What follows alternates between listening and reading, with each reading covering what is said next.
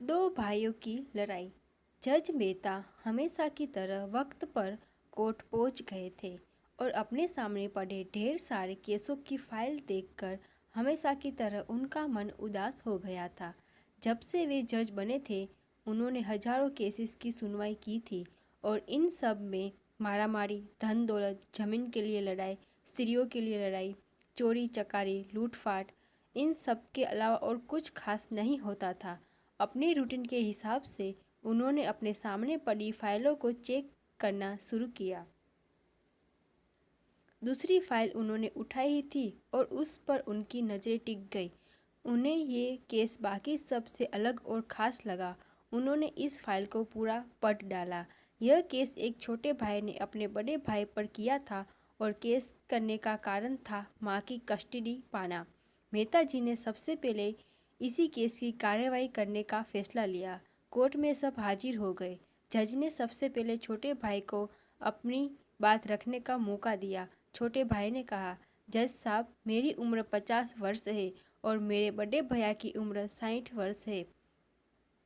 हमारी माँ जो 90 साल की है वह बड़े भाई के साथ रहती है, लेकिन अब मैं चाहता हूँ कि मेरी माँ बाकी के बचे वर्ष मेरे साथ रहकर बिताए। माँ की सेवा करने का मौका अब मुझे मिलना चाहिए। मैंने बड़े भैया को काफ़ी समझाया कि अब आपकी भी उम्र हो चली है, अब आपकी सेहत भी अच्छी नहीं रहती और आप दिल के मरीज भी हैं। मैं अभी स्वस्थ हूँ, इसलिए बेहतर यही होगा कि माँ की सेवा करने का मौका अब मुझे दिया जाए। वैसे भी माँ पिछले 40 सालों से उनके साथ ही तो रह रही है। क्या मेरा हक नहीं बनता कि माँ मेरे साथ भी रहे? लेकिन बड़े भैया है कि इस बात को मानने के लिए राजी नहीं है, इसलिए मजबूरी में मुझे उन पर केस करना पड़ा। अब बड़े भाई की अपनी बात रखने की बारी थी। बड़े भाई ने कहा, यह बात सच है कि मेरी उम्र 60 साल है। यह बात भी सच है कि अब मेरी सेहत पहले से जैसी नहीं रहती, लेकिन उतना ही सच यह भी है कि मैं सिर्फ जिंदा रह पा रहा हूँ तो इसीलिए क्योंकि मेरी माँ मेरे पास है।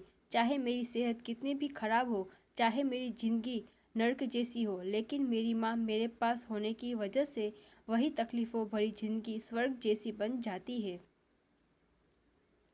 जज साहब, आप ही बताएं, मैं माँ को अपने से दूर कैसे होने दे सकता हूँ?